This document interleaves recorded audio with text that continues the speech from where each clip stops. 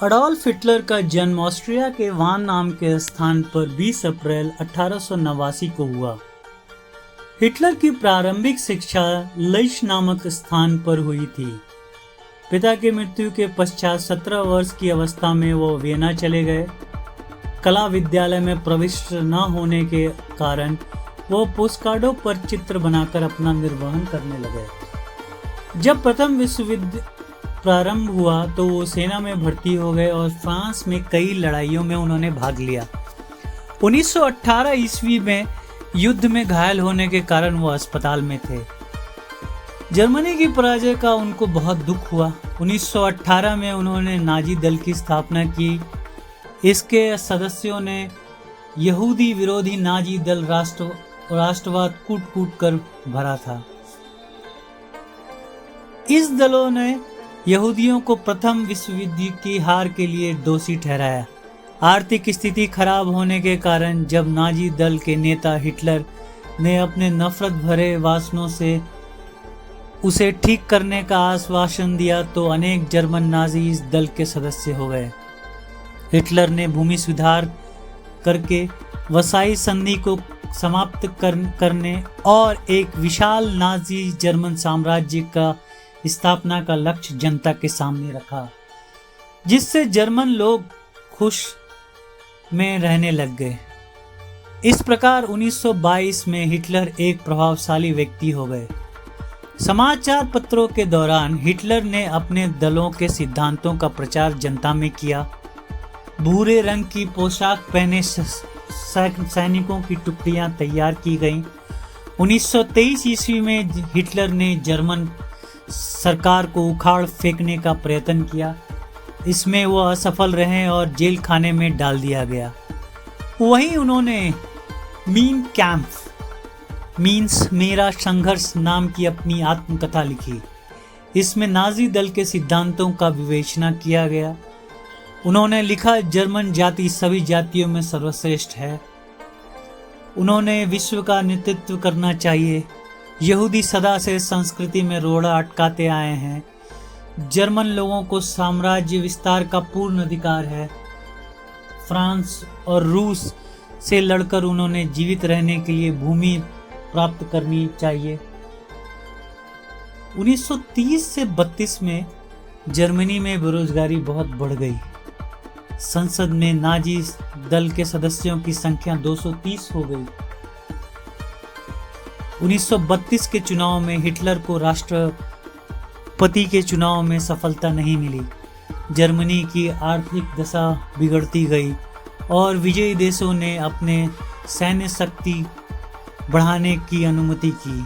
1933 में चांसलर बनते ही हिटलर ने जर्मन संसद को भंग कर दिया, कम्युनिस्ट दल को गैर कानूनी घोषित किया और राष्ट्र को नाजी बनने के लिए ललकारा।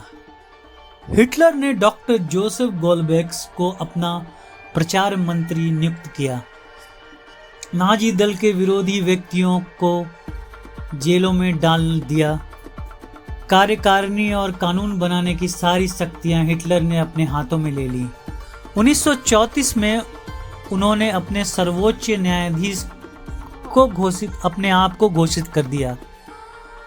उसी वर्ष हिंडनबर्ग की मौत के बाद वो राष्ट्रपति भी बन बैठे। नाजी दल का आतंक जनजीवन में के प्रत्येक क्षेत्र में छा गया। 1933 से 1938 तक लाखों यहूदियों की हत्या कर दी गई। नवयुवकों ने राष्ट्रपति के आदेश को पूर्ण रूप से पालन करने की भावना भर दी गई। जर्मन जाति का भाग्य सुधारने के लिए सारी शक्तियां हिटलर ने अपने हाथों में ले ली। हिटलर ने 1933 में राष्ट्रसंघ को छोड़ दिया और भावी युद्ध को ध्यान में रखकर जर्मनी की सैन्य शक्ति बढ़ाना प्रारंभ कर दिया। प्रायः सारी जर्मन जातियों को सैनिक प्रशिक्षण दिया गया। 1934 में जर्मनी और पोलैंड के बीच एक दूसरे पर आक्रमण न करने की संधि हुई।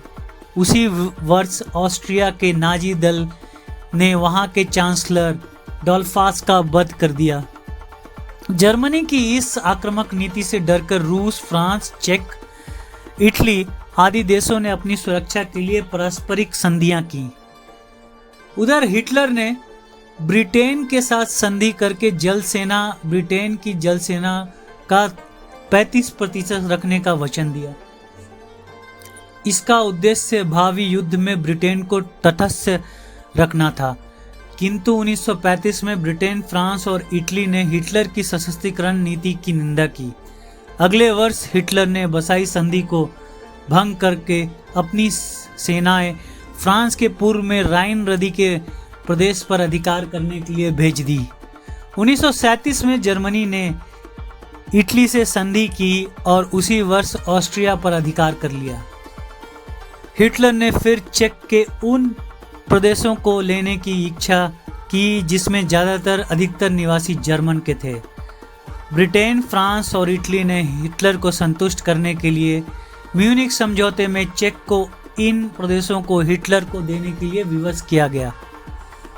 1939 में हिटलर ने चेक के शेष भागों पर भी अधिकार कर लिया। फिर हिटलर ने रूस से संधि कर पोलैंड का पूर्वी भाग उसे दे दिया और पोलैंड के पश्चिमी भाग पर अपनी सेनाओं ने अधिकार कर लिया। ब्रिटेन ने पोलैंड की रक्षा के लिए अपनी सेनाएं भेजी।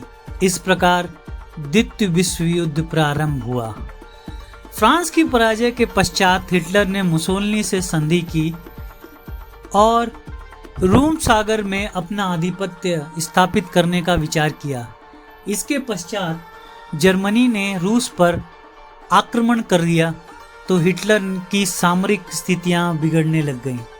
हिटलर के सैनिकों अधिकारी उसके खिलाफ षड्यंत्र रचने लगे। जब रूसियों ने